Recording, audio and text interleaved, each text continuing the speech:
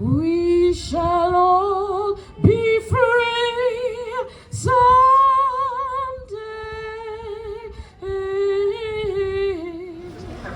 Welcome to Unite and Rise, a rally for voting rights. I'm Roberta Winters, president of the Delaware County League of Women Voters Interleague organization. Together with our coalition partners, the NAACP of Media, the Pennsylvania Youth Vote, the Girl Scouts of America, and of course, Delco 250. We're delighted you've joined us this morning, and Indivisible also has here today to encourage you to become a poll worker. After you hear about a special woman suffrage leader from Delaware County, several elected officials will share comments with you, followed by a time of song to lift our spirits and inspire us to continue to face the challenges before us. Let's begin by checking out our suffrage flag. Designed in 1919 by the National Women's Party. Stars were sewn along the white edges to track the number of states that approved the 19th Amendment. As you may recall, Tennessee became the last of 36 states needed to ratify the voting rights for women in August of 1920, just 106 years ago this month. Now, let's turn the clock back 250 years, when our founding fathers included the words you see above me in the Declaration of Independence. Feel free to read it with me. We hold these truths to be self-evident, that all men are created equal, that they are endowed by their Creator with certain inalienable rights, that among these are life, liberty, and the pursuit of happiness. The Voting Rights Act, passed on August 6, 1965, has allowed this aspirational vision to become reality. Those pictured above us with Delaware County roots have been instrumental in promoting such rights. Thomas Garrett, a strong abolitionist leader and station master on the Underground Railroad, worked with Harriet Tubman and others to help over 2,500 slaves escape to freedom. During World War II, Rosie the Riveters were numerous in Delaware County. For example, June Miller, at the age of 17, joined the workforce at the Navy Yard to support the war effort that was fought to resist the spread of fascism. Now, Martin Luther King is easily identified.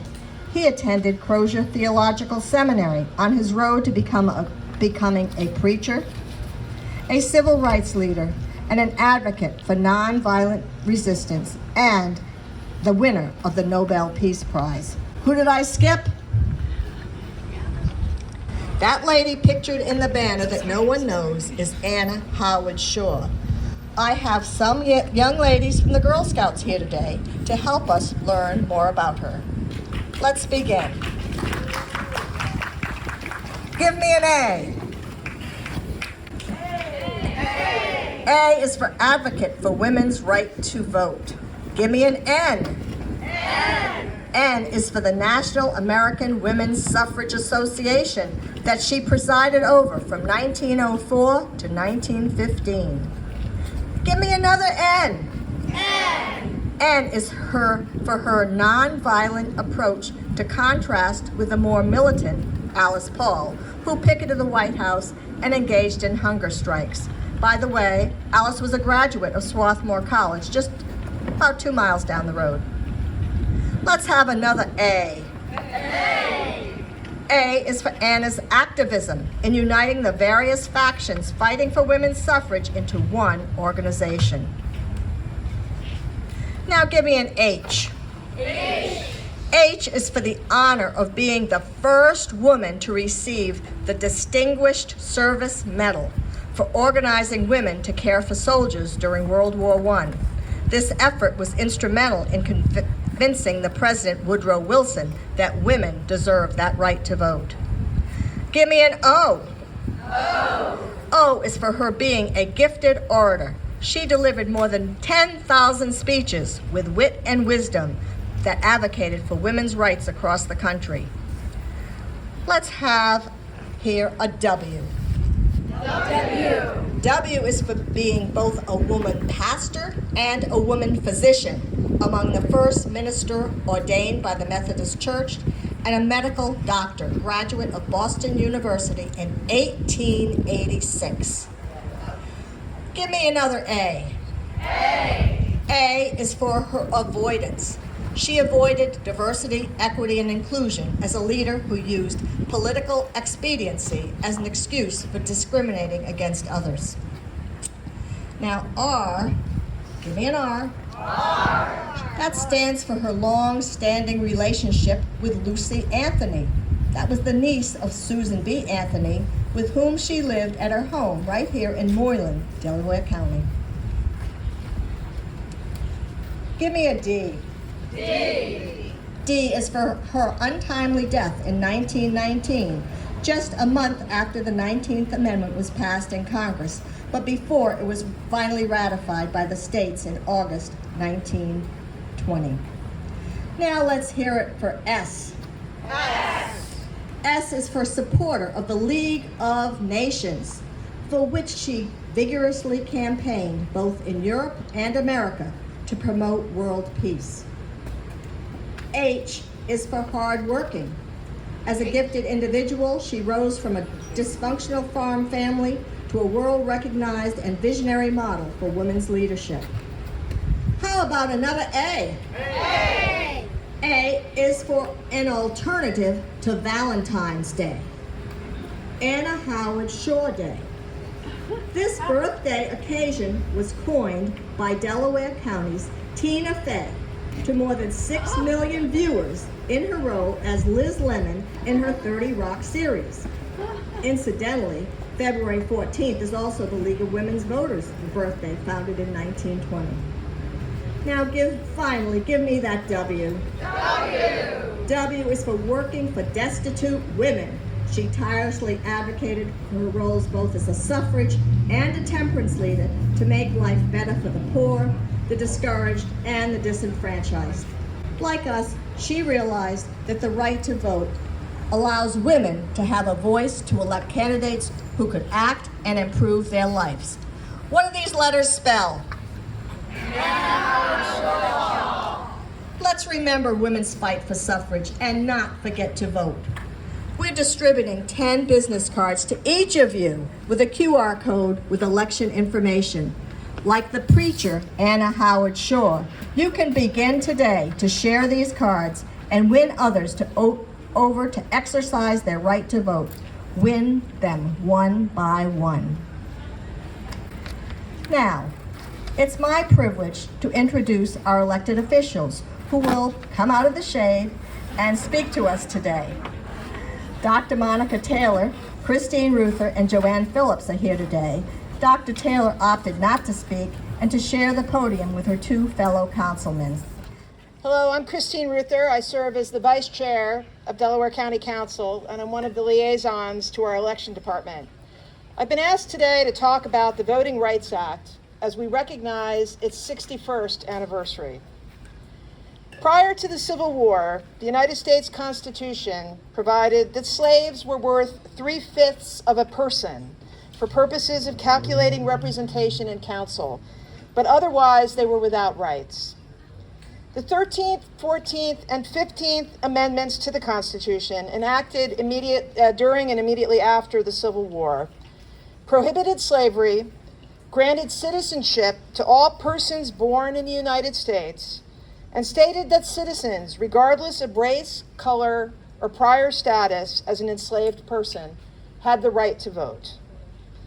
With regard to the 15th Amendment, that covered voting, the amendment explicitly vested Congress with the power to adopt legislation to enforce it. In 1870, Congress created the Department of Justice with the goal of doing just that in the face of largely southern state, former slave state opposition. Even in the northern states, there was opposition to the black vote. In Philadelphia, Octavius Catto, a teacher at the school that is now known as Cheney University, a tremendous baseball player and a civil rights organizer, was murdered while getting out the vote in Philadelphia in 1871. He's buried in Delaware County's historic Eden Cemetery, by the way. Southern whites formed groups like the Ku Klux Klan to violently suppress the black vote. Southern state legislatures imposed Jim Crow laws that included poll tax and literacy requirements that were applied only to people of color to keep them from voting. These tactics won out for decades and marginalized voters of color. Following World War II, the civil rights movement gained ground. President Truman desegregated the armed services. The federal courts addressed segregation, but the process was slow. By the mid-60s, the civil rights leaders made it clear in Washington, D.C. that legislation was needed to enforce the Constitution. President Johnson signed the Voting Rights Act into law on August 6, 1965, after defeating Barry Goldwater in the 1964 election. Goldwater had argued during the campaign that the then proposed legislation that became the Voting Rights Act was not necessary in the earliest assertion of what came to be known as the Southern Strategy. The Republican Party, which had come together to oppose slavery in the run-up to the Civil War, took up the segregationist mantle in 1964 and in most subsequent elections to gain ground in southern states when the Democrats dropped it to support the Voting Rights Act. Thanks to subsequent Republican administrations and the judges they have put in place, courts have gutted the Voting Rights Act and what it stands for. The arguments for their actions range from reverse discrimination to it's just partisan politics to we the courts have decided that the law Congress enacted is no longer needed. Congress does not remember its history or its constitutional responsibilities, let alone have the spine to stand up for them today. Most of us standing, and that's not every congressman, that's just in total. Most of us standing here today cannot change the course of events nationally or in other states. We can make sure that we keep this county and this Commonwealth working for voter rights. We can make sure that all of the citizens who are legally entitled to vote have the opportunity to do so on the same terms as every other voter, free from intimidation. We can make sure that all legally cast votes are counted. We need to honor the Voting Rights Act as it was intended to apply. Thank you.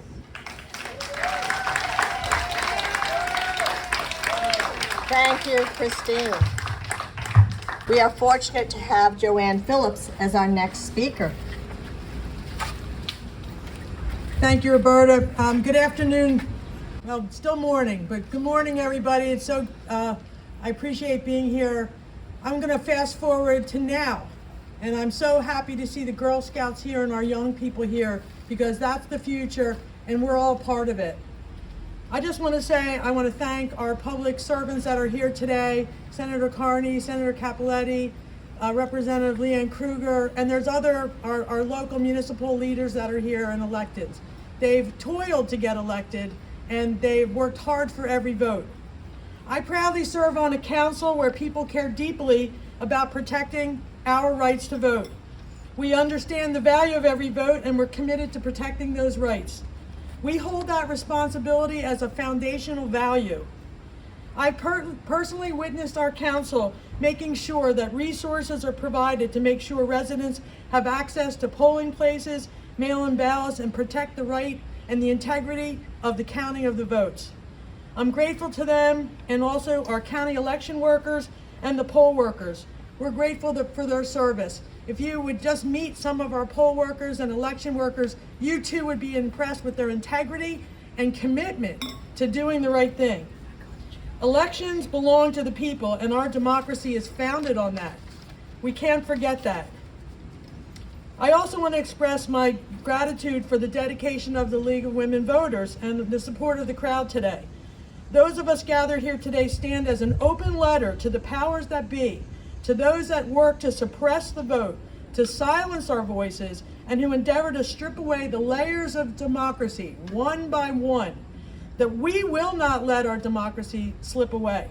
We will not ignore what is happening.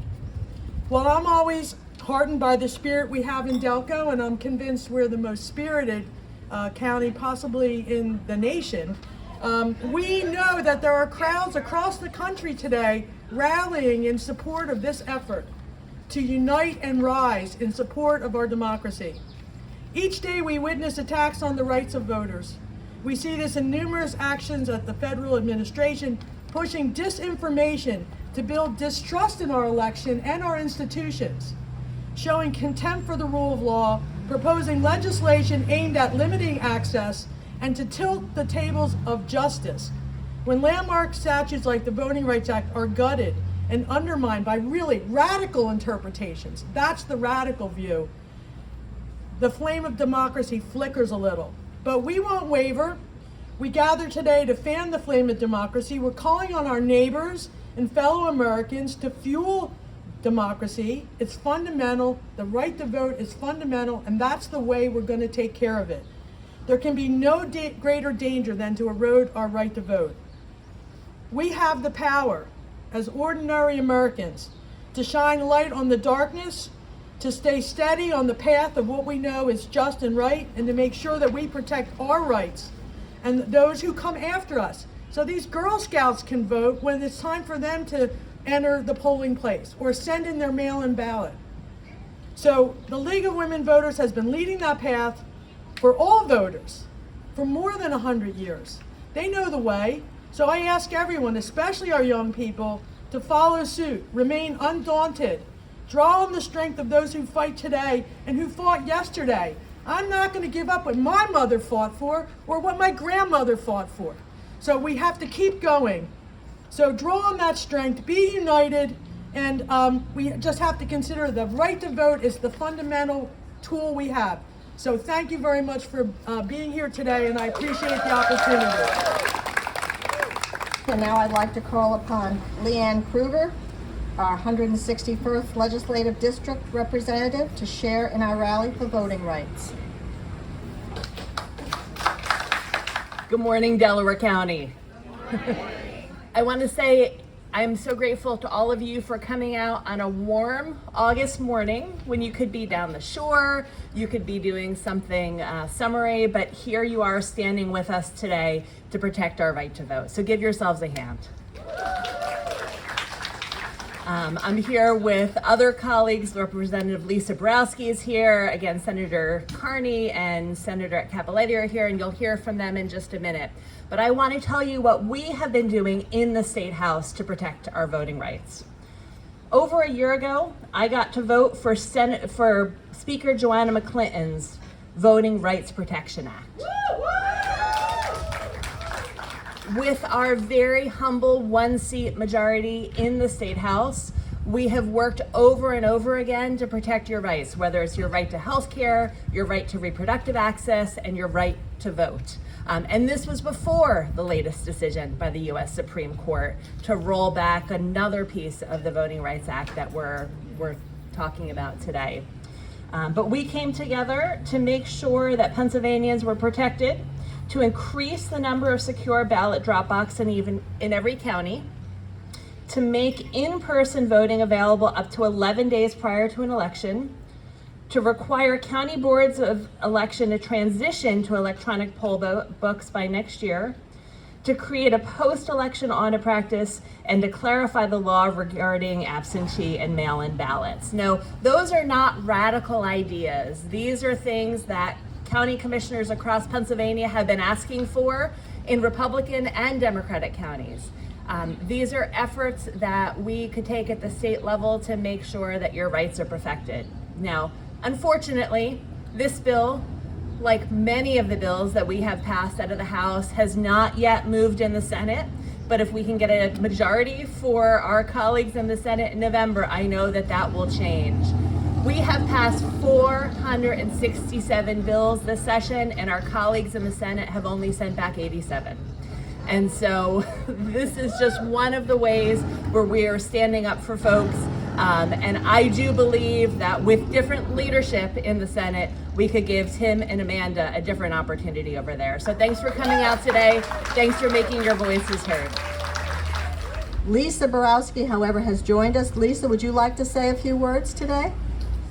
Well, good morning, everyone. So I just want to say thank you. Sorry I look so sweaty and yucky, but I'm out doing the people's work. So I was with Senator Kane. I just left. We were doing a shred and an e-recycling event. So I think that that is the ultimate result of what it means when you vote and you go out and you vote for people who are willing to come out and serve you every single day.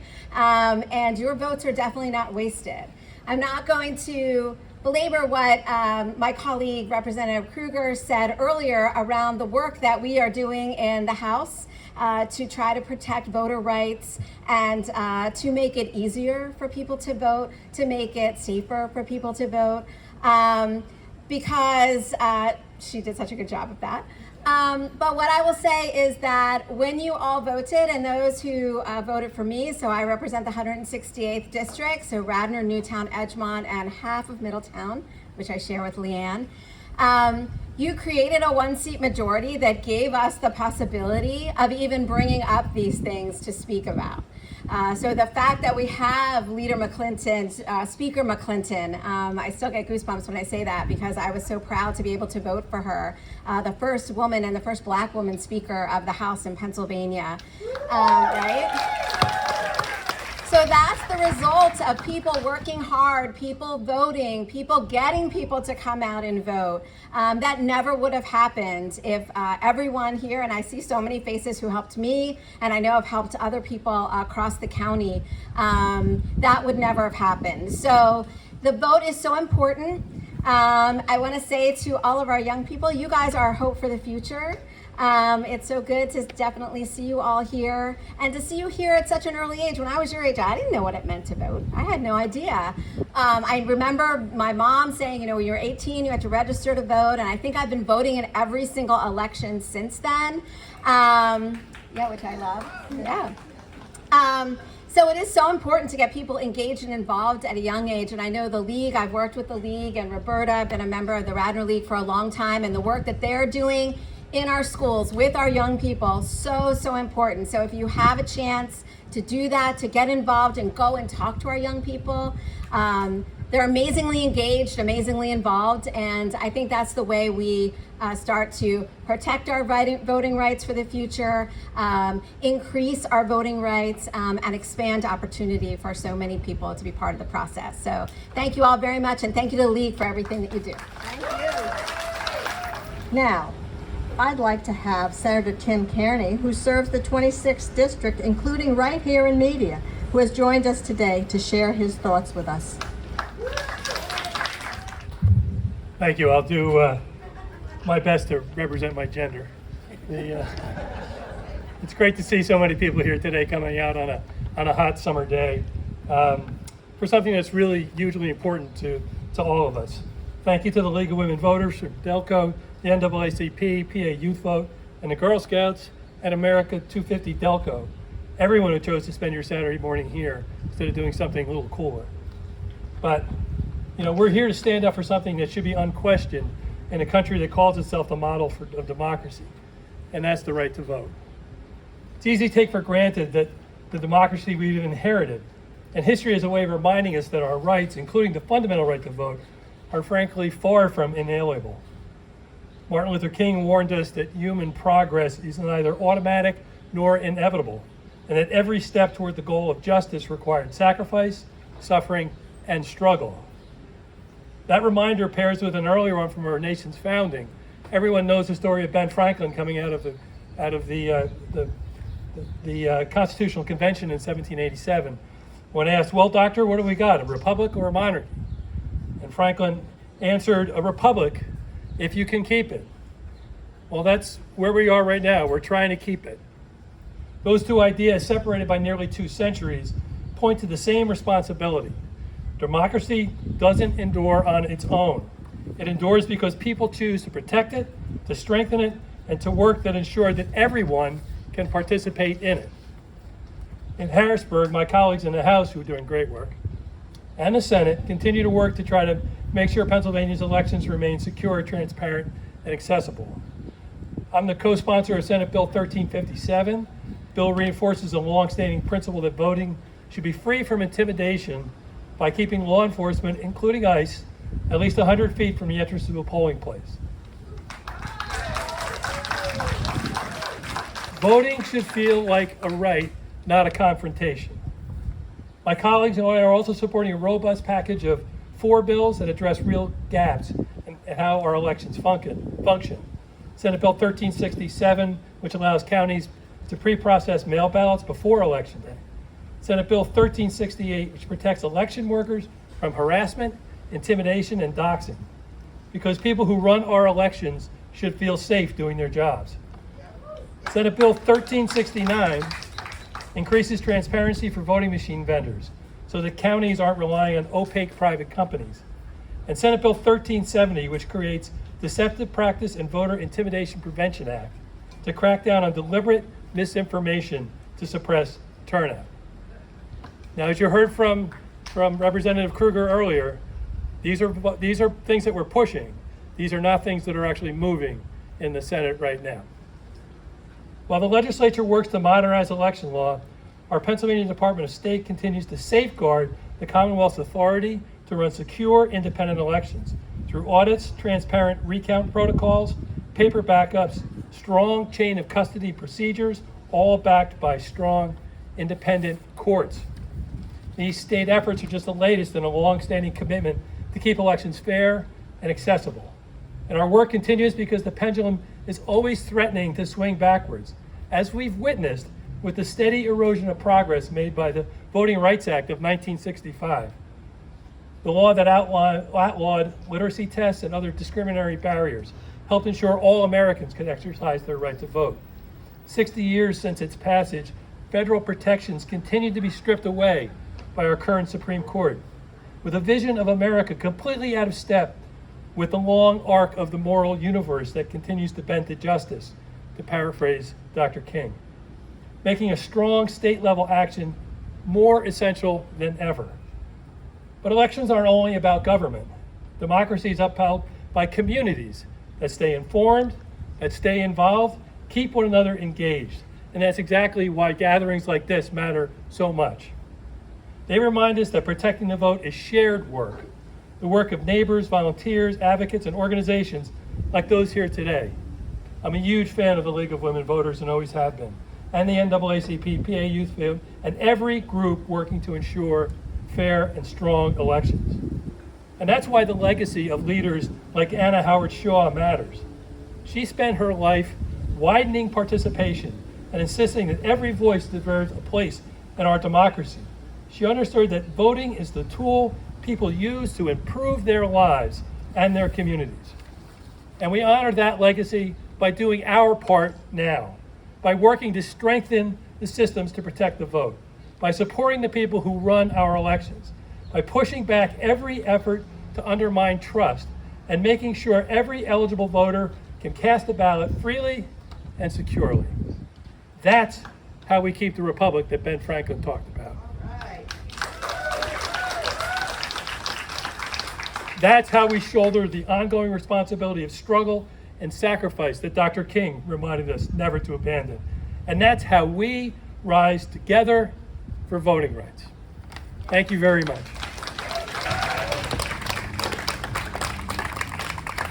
Now, our final speaker of the morning is Senator Amanda Cappelletti of the 17th Senatorial District that represents both areas in Delaware and Montgomery counties. Amanda. Good morning, Delaware County. Thank you, Roberta, the League of Women Voters, and the Girl Scouts who are here today to celebrate and really advocate for what is happening, what we want to see when it comes to voting rights. As you heard, I'm Senator Amanda Cappelletti. I represent Radnor and Haverford here in Delaware County. We've heard a lot about the history of the Civil Rights Act, a little bit of what goes on when it comes to our election boards and things like that. But I'm appalled because it goes beyond what has happened to the Civil Rights Act. It is a blatant and ill-informed and unconstitutional attack that is happening by Trump and his cronies on their quest to curtail our votes, our right to vote. It's subpoenas out for our Commonwealth's voter rolls. It's blatant lies about voter fraud unabashed fear-mongering about mail ballots and ballot box security. It's racist redistricting. It's threatening to send ICE agents, and actually sending ICE agents to our polling locations, and throwing our nonpartisan individuals that are running our elections under the bus to make us question the validity of our elections.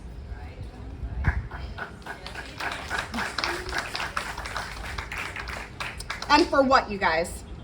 For what? Appalling is not a strong enough word. It's embarrassing and absolutely un-American. Yet, despite these belligerent attempts to silence our voices, look at where we are today. I believe it was it Representative Krueger or Borowski? One of them said, you guys could be at the shore right now. You could be sitting by a pool. It's a pretty hot day. You can enjoy some water, but you're here. We are here and we are united, and we will not sit in silence while Republicans in Washington and in Harrisburg pump misinformation to voters for their own selfish gains. They want us to believe their lie, the lie that our voice can't make a difference. But I want one thing to be very clear for all of you. If our votes did not matter, they would not be working overtime to try and strip them from us.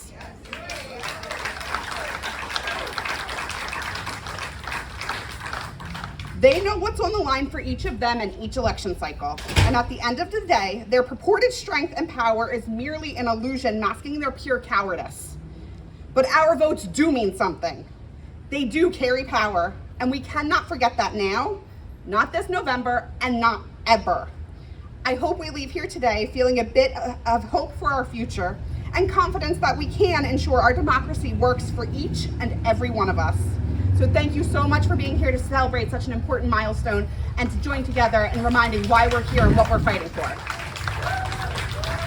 As we reflect on the words of our elected officials, we can renew our admiration for suffrage leaders like Anna Howard Shaw, who believe that by having a vote, we can elect individuals who are dedicated to making our lives better. However, we must not forget the words of Coretta Scott King, the widow of Martin Luther King. Struggle is a never-ending process. Freedom is never really won.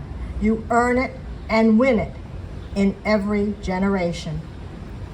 Although the 19th Amendment enfranchised women in 1920, millions of women of color faced systemic barriers to voting in many parts of the country until the Voting Rights Act, that you've heard a lot about, passed in 1965.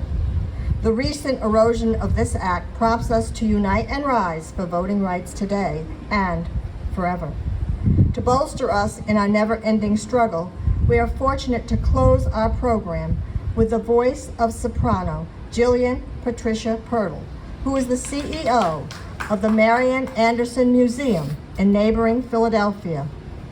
As a reenactor of the civil rights trailblazer Marian Anderson, she will sing from the steps of the courthouse, reminiscent of Miss Anderson's historic recital from the Lincoln Memorial in 1939. Please lend your voices as we join in mind and spirit to support voting, our long-fought right that fosters equality and promotes our inherent inalienable rights as we serve and promote this for this generation and those yet to come. Thank you. Good morning, Delaware County. In 1963, there was a historic moment, a march on Washington that was led by Reverend Dr. Martin Luther King, who was inspired by our great Marian Anderson's historic Lincoln Memorial Concert, April 9th, 1939. He called her the original mother of the civil rights movement.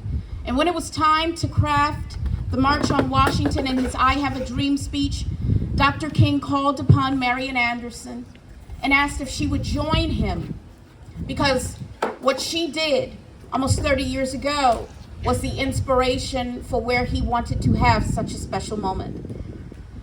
As we lift up the League of Women Voters in this historic moment in our nation and our country's time to make change, I ask that you would join with me in this medley of song. We'll do a verse of each. You know all of these songs. But it's an opportunity for us to unite in spirit and in soul, the way it was done in 1939 and in 1963. Mine eyes have seen the glory of the coming of the Lord. He's tramping out the vintage where the grapes of wrath are stored. He has loosed the faithful lightning of his terrible swift sword. His truth is marching on. My country, 'tis of thee, sweet land of liberty. To thee we sing, land where my fathers died, land of the pilgrims from every mountain side. Let freedom reign. Oh, freedom! Oh, freedom! Oh, freedom over me! And before I be a slave, I'll be buried in my grave to go home to my Lord and be free. We shall overcome. We shall overcome. We shall overcome someday.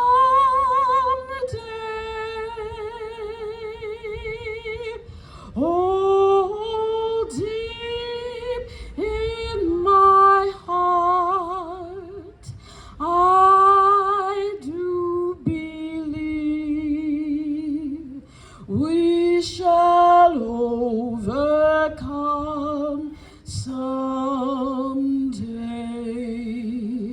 We shall all be free.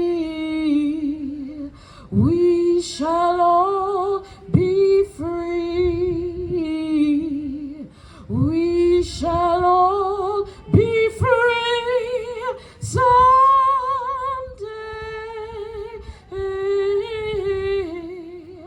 Oh, deep in my heart, I do believe we shall all be free someday.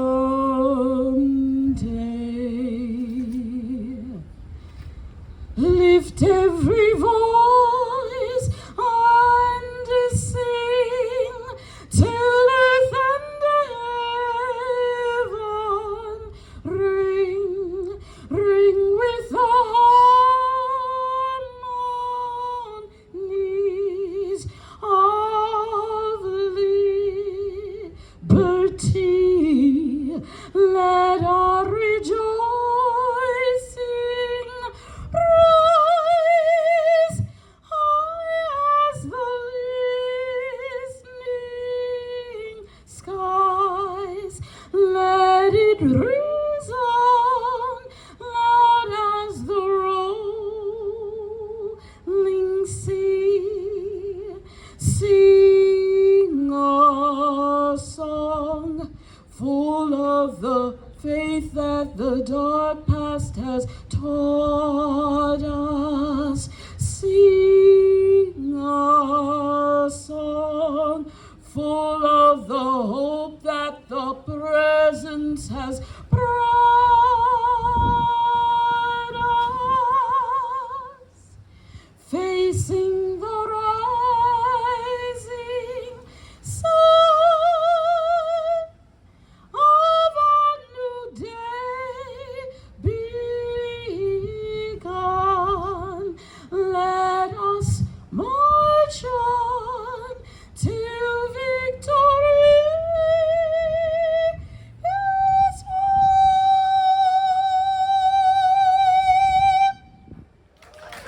Thank you.